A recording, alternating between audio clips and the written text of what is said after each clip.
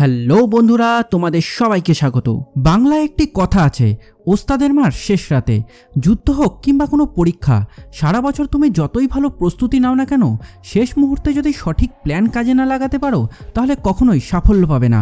শেষ মুহূর্তকে যারা কাজে লাগাতে পারে তারাই ওস্তাদের মতো সাফল্য পায়। তাই পরীক্ষার ঠিক আগের সময়গুলিতে বিশেষ কিছু উপায় মেনে চলতে হয়। পরীক্ষার আগে ঠিক কোন কোন উপায়গুলি মেনে চললে তুমি ক্লাসের টপার হতে পারবে বা পরীক্ষায় সবচেয়ে বেশি নম্বর পেতে পারবে, সেই গোপন টিপসগুলি আজ তোমাদের সাথে শেয়ার করব। আজকের এই ভিডিওটি স্কুল, কলেজ, ইউনিভার্সিটির ছাত্রছাত্রীদের যেমন কাজে লাগবে, তেমনি যারা চাকরির পরীক্ষায় প্রস্তুতি নিচ্ছ তোমাদের জন্য অত্যন্ত গুরুত্বপূর্ণ একটি ভিডিও। এই একটি ভিডিওই তোমাকে টপার বানিয়ে দিতে পারে। তাহলে চলো দেরি না করে শুরু করা যাক। মাধ্যমিক, উচ্চ মাধ্যমিকের মতো জীবনের প্রথম দিকের বড় পরীক্ষাগুলি হোক কিংবা টেট, এসএসসি বা অন্য কোনো চাকরির পরীক্ষা, সব পরীক্ষার ক্ষেত্রেই আমরা গোটা একটা বছর ধরে নিয়মিত পড়াশোনা করে পরীক্ষার প্রস্তুতি নেই। কিন্তু আমাদের সমস্যাটা হলো যে পরীক্ষা যতই সামনে আসতে থাকে ততই আমরা ঘাবড়ে যেতে থাকি। পরীক্ষার টেনশনে তখন কোনটা পড়ব, কখন পড়ব, কিভাবে আরও বেশি নম্বর পেতে পড়ব, এসব নিয়ে টেনশন করতে করতে এমন অবস্থা হয়ে যায় যে আমরা পরীক্ষার প্রস্তুতি তো নিতেই পারি না, উল্টে মাথায় চাপ বাড়তে থাকে।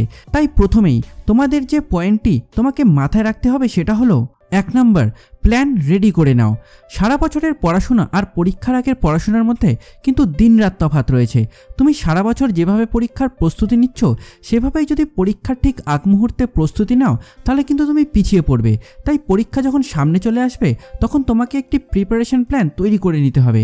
একবারে সব বিষয় না ধরে প্ল্যান অনুযায়ী একটি একটি করে বিষয় নাও আর সেই বিষয়টি রিভাইজ করো। একটানা না পড়ে মাঝে মাঝে একটু বিশ্রাম নিয়ে নাও। নাম্বার 2, টার্গেট তৈরি করে নাও। অনেকেই বলে আমি তো 14-15 ঘন্টা করে পড়াশুনো করি, আবার কেউ বলে আমি 10 ঘন্টা পড়ি। পরীক্ষার আগে তুমি কখনোই এরকম কোনো ঘন্টা নির্দিষ্ট করবে না। তোমাকে সিলেবাসের টার্গেট তৈরি করতে হবে। ধরো আজকে তুমি টার্গেট করে নিলে যে এই 3টি সিলেবাস আজ কমপ্লিট করবে, তাহলে সেটাই হবে তোমার টার্গেট। এবার সেই টার্গেট কমপ্লিট করতে তোমার 10 ঘন্টাও সময় লাগতে পারে, আবার 5 ঘন্টাতেও কমপ্লিট হয়ে যেতে পারে। তাই ঘন্টা হিসেবে নয়, তুমি যে টার্গেট ফিক্সড করেছো সেই টার্গেট অনুযায়ী পড়ো। নাম্বার 3, কয়েক বছরের প্রশ্ন ঘাটো। সারা বছর তুমি পরীক্ষার প্রস্তুতি নিচ্ছ মানে তোমার টিচারদের কাছ থেকে ইতিমধ্যেই তুমি ধারণা পেয়ে গিয়েছো কী ধরনের প্রশ্ন পরীক্ষায় আসতে পারে। সেই প্রশ্নগুলির উপর তোমাকে বেশি করে জোর দিতে হবে। তুমি যে পরীক্ষা দিতে যাচ্ছ গত 4-5 বছরের সেই পরীক্ষার প্রশ্নগুলি জোগাড় করো, সেই প্রশ্নগুলি ঘড়ি দেখে সলভ করো। তাতে দুটি লাভ হবে, 1, প্রশ্নের উত্তরগুলি রিভাইজ করা হবে, আর 2, নির্দিষ্ট সময়ের মধ্যে তোমার উত্তর লেখার অভ্যাস হয়ে যাবে। 2 নম্বর পয়েন্টটি অত্যন্ত গুরুত্বপূর্ণ। পরীক্ষা দেওয়ার পর অনেকেই বলে যে আমি প্রশ্নের উত্তর জানতাম কিন্তু সময়ের অভাবে লিখতে পারিনি। তুমি যদি বারবার প্রশ্নগুলি ঘড়ি দেখে নির্ধারিত সময়ে লেখার অভ্যাস করো তাহলে কোনোদিনই পরীক্ষা দিতে গিয়ে সময়ের অভাব নিয়ে তোমার সমস্যা হবে না। নাম্বার 4, ঠিকমতো ঘুমোতে হবে। একজন পরীক্ষার্থীর কাছে পরীক্ষা যে কত বড় চিন্তা সেটা আমরা যারা পরীক্ষা দিই তারাই বুঝি। আর এত বড় চিন্তা মাথায় নিয়ে ঠিকভাবে ঘুমানো যথেষ্ট চাপের। তবে যতই চাপ থাকুক না কেন পরীক্ষার আগে কোনোভাবেই ঘুম কমানো যাবে না। অনেকে ঘুম কমিয়ে দিয়ে একটানা পড়াশুনো করতে থাকে, তাতে শরীর খারাপ হওয়ার আশঙ্কা থাকে।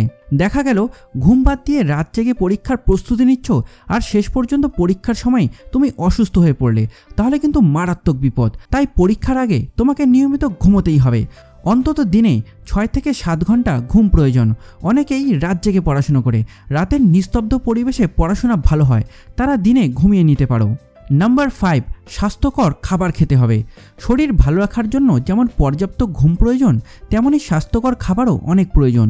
পরীক্ষার আগে তোমাকে অবশ্যই ডায়েট মেনটেন করতে হবে, পুষ্টিকর খাবার খেতে হবে। ফাস্টফুড, বেশি তেল মশলাযুক্ত খাবার এই সময় একদমই খাওয়া উচিত নয়। তুমি অসুস্থ হয়ে পড়লে তোমার পরীক্ষার 12টা বাজবে, তাই খাওয়া দাওয়া যথেষ্ট ভেবেচিন্তে করতে হবে। নাম্বার 6, মানসিকভাবে প্রস্তুতি নাও।